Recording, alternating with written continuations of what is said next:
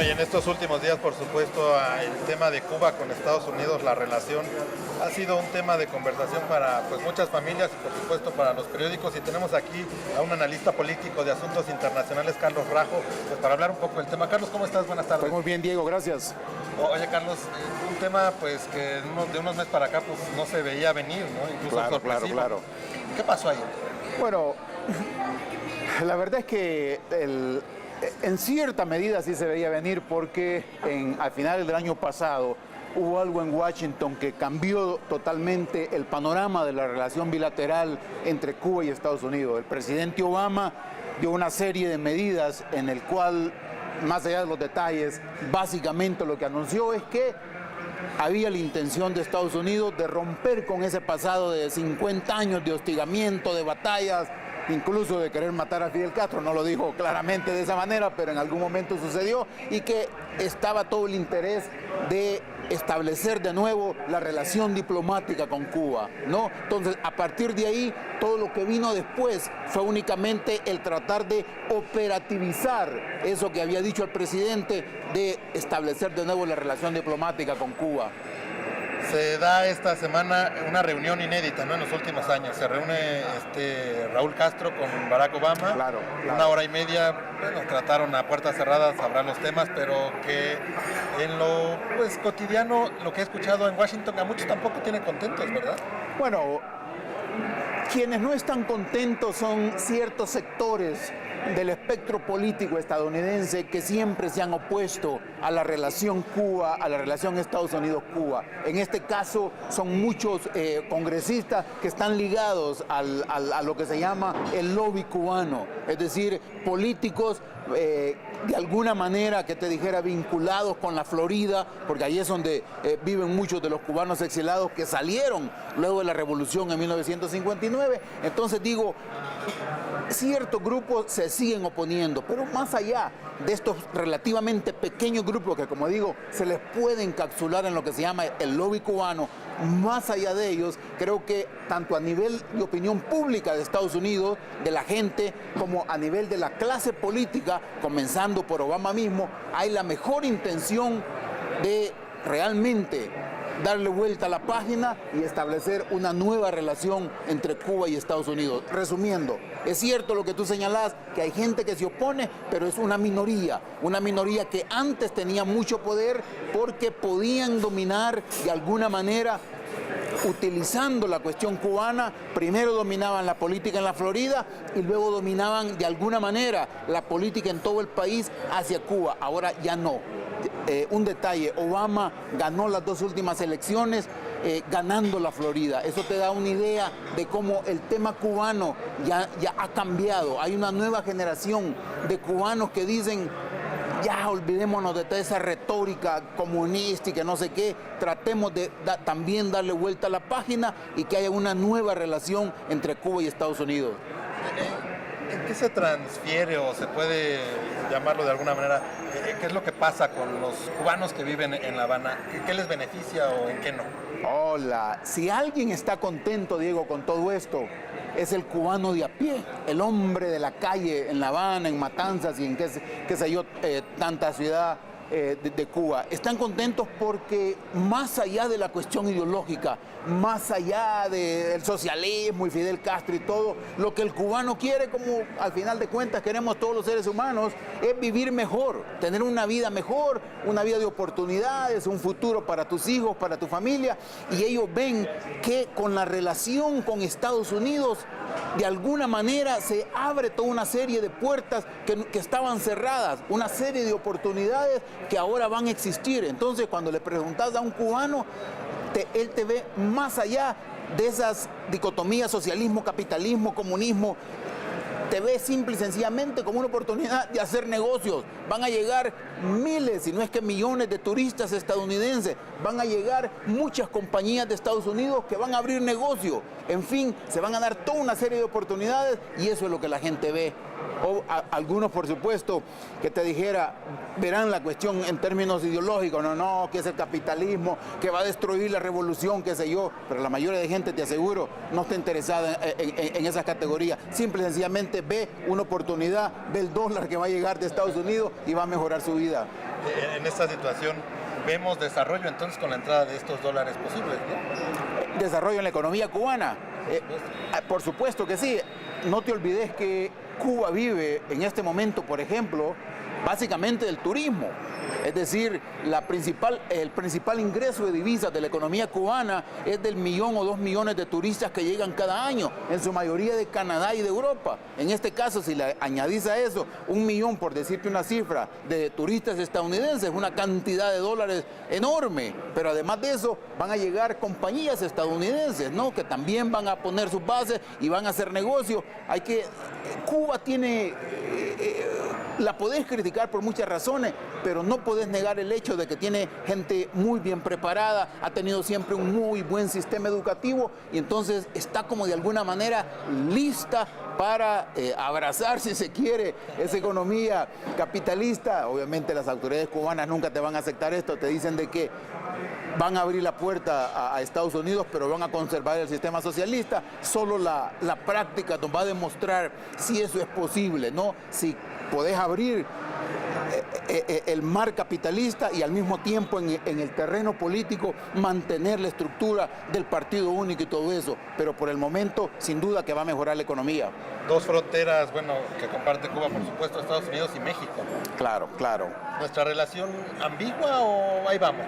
Me da la impresión a mí que México de alguna manera ha perdido la oportunidad, que debió haber sido los empresarios mexicanos mucho más agresivos en estos años y debieron haber invadido el mercado, que así como lo va a invadir Estados Unidos, México pudo antes haber llegado con tecnología, con toda la industria mexicana y no esperar a que ahora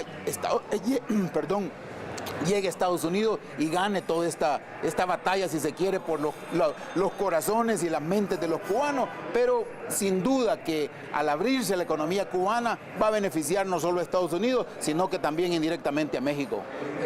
Para los ciudadanos de a pie, en este caso los mexicanos con los que he podido platicar, pues esta situación de que se abra la frontera económica, se quite el embargo, para ellos representa pues que ya haya muchas marcas internacionales, refrescos de cola, restaurantes de comida rápida, claro. En La Habana, pero va más allá, ¿verdad? No nada más significa esto el capitalismo en este país tan complicado. Bueno, tú sabes que, aun cuando suene anecdótico, si se quiere, el que haya McDonald's y toda esta cosa, al final de cuentas son representantes, son símbolos de lo que es la cultura estadounidense.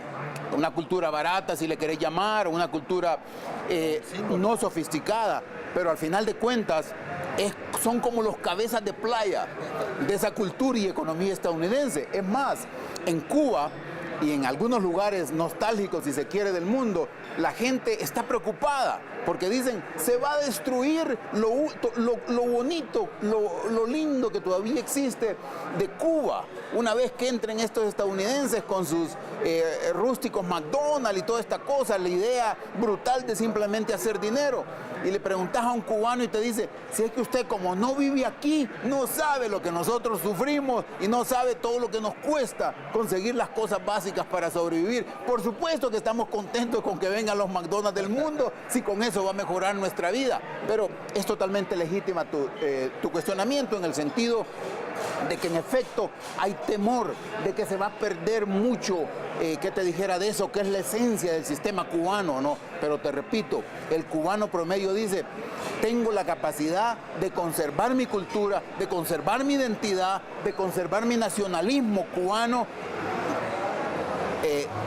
cubierto con las características socialistas, si se quiere, o lo que sea, pero al mismo tiempo puedo abrirme a esos nuevos elementos del capitalismo.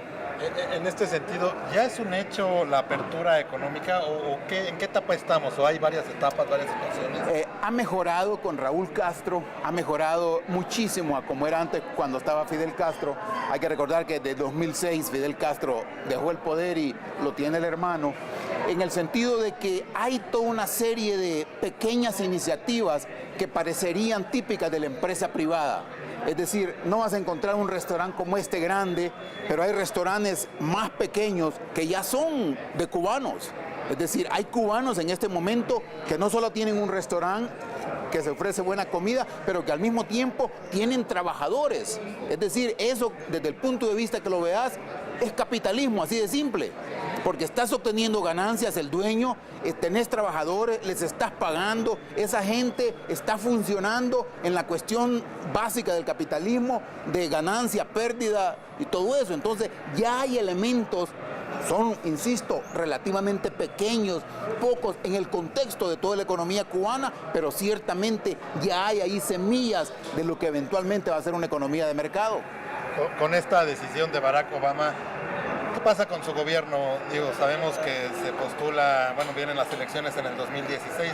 ¿El Partido Demócrata conservará el poder con esto? Bueno, Cuba no es, voy a regresar a mi intervención inicial, Cuba no es un elemento central en la política estadounidense.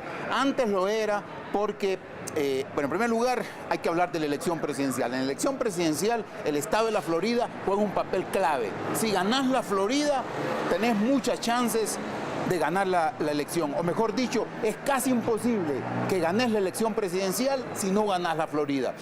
Y la Florida antes te la daban los cubanos.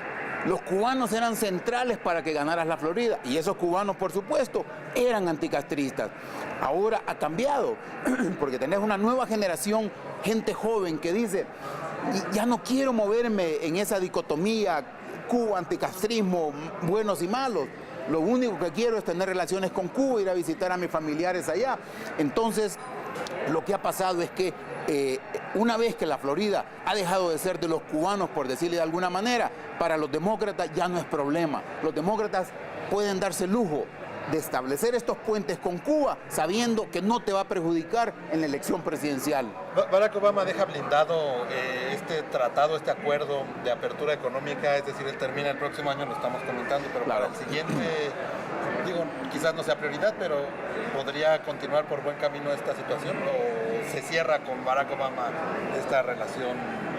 Yo creo que una vez que establezcas la relación diplomática, va a ser muy difícil que la pueda cerrar, aun cuando llegara un republicano a la Casa Blanca en el 2016. Me parece que va a ser tan fuerte el lazo, va a haber tanta gente viajando a Cuba como turista. Hay muchos cubanoamericanos, la nueva generación, como te decía, lo que quieren es enviar dinero a sus familiares, establecer negocios, estar ahí, estarse presente en Cuba. Entonces, esta gente no creo que permitan incluso a un republicano que des marcha atrás, que hay un retroceso en todo lo que se ha conseguido o se va a conseguir en estos 2 años que todavía tiene Obama en el poder. La firmeza se dará cuando haya representante del gobierno cubano en Washington y del gobierno de Estados Unidos. Ya va a haber. En unos meses, casi con seguridad, en unos meses se abren las embajadas en ambos lugares y va a haber embajador cubano en Washington y, por supuesto, embajador estadounidense en La Habana. No quiere decir que se han solucionado todos los problemas, porque, Diego, todavía sigue vigente el elefante blanco que le llamo yo en el cuarto, que es la vida interna política cubana. Obama ya lo dijo en Panamá: seamos amigos, los respetamos, dijo una cosa clave: no estamos para derrocarlos, no va a haber régimen change, se dice en inglés, es decir, no quiero cambiar el gobierno, pero eso no quiere decir, dijo, que Estados Unidos reniegue de sus ideales, de la cuestión de derechos humanos. Es decir, Estados Unidos va a seguir siempre peleando porque se respeten los derechos humanos, los derechos políticos en Cuba, es decir, cosas básicas como que hayan elecciones, que haya libertad de prensa, que no te metan preso a ti por hacer esto. Esto que estás haciendo te podría llevar a la cárcel en Cuba si no sos autorizado por el gobierno. Entonces dice Obama, esas cosas les vamos a seguir poniendo el dedo. Entonces, aun cuando hay todo el palabrerío es muy bonito, ciertamente hay cosas pendientes. Bueno, pues nos quedamos con esto, un primer paso que se da, y por supuesto muchos cubanos, los de a pie, como dicen, los que viven, padecen las situaciones, pues que sea un buen desarrollo y pues en beneficio de la sociedad y del ser humano. Claro, no, es bueno, al final de cuentas, como dijo también Obama, un poco estoy parafraseándolo, no lo dijo textual, pero más o menos, no se les olvide que la Guerra Fría se acabó hace mucho tiempo. Es decir, ya no hay razón para vivir en esa dicotomía, comunismo, socialismo, capitalismo. El ser humano moderno, los jóvenes, no les interesa absolutamente nada de eso. Simplemente lo que quieren es tener una mejor vida. Bueno, Carlos, te agradezco mucho que hayas estado con nosotros. Y bueno, seguiremos en contacto en estos temas internacionales. Carlos Rajo, analista político de asuntos internacionales. Carlos, Gracias, Diego. Vamos a una pausa, regresamos.